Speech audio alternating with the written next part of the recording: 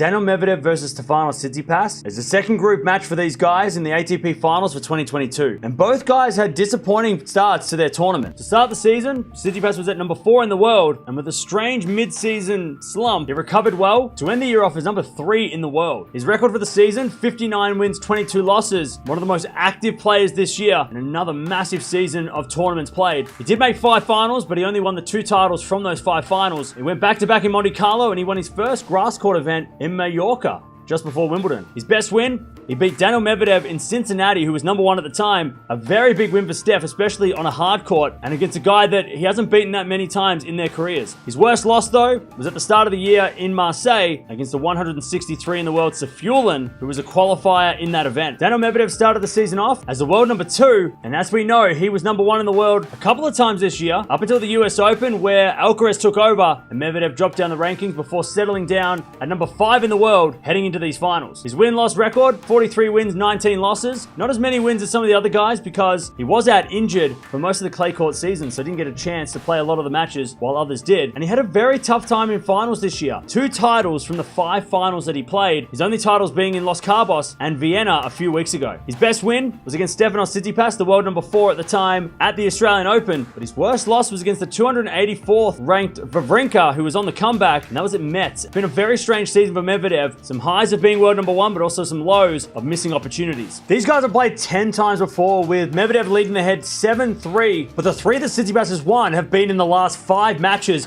including their last match in Cincinnati, where Tsitsipas finally got the win over Medvedev on a hard court. If Medvedev's going to win this one, he needs to be aggressive from the start. He also needs to serve as well as he did against Rublev, but he needs to get on the baseline and not just defend like he was against Rublev. Get inside the baseline, push Tsitsipas around, be the bigger hitter. If Tsitsipas is going to win this one, he needs to come to the net and have a lot of variety. It worked against Medvedev in Cincinnati a few months ago, but he needs to do that again. On the fast courts, it's going to favor aggression. So if he can come to the net and use that serve, it should be working. This is going to be a very interesting match because both guys are coming off a loss and they're going to be very hungry to get a win in their second matchup. But I'm going to go with Medvedev in this one. I think that Medvedev is going to turn the tables on Tsitsipas after what happened in Cincinnati, and I feel like this is going to be fireworks. Expect some crazy things to happen in this match. These guys are not very friendly towards each other, but let me know down in the comments below, who do you think is going to win this fireworks match?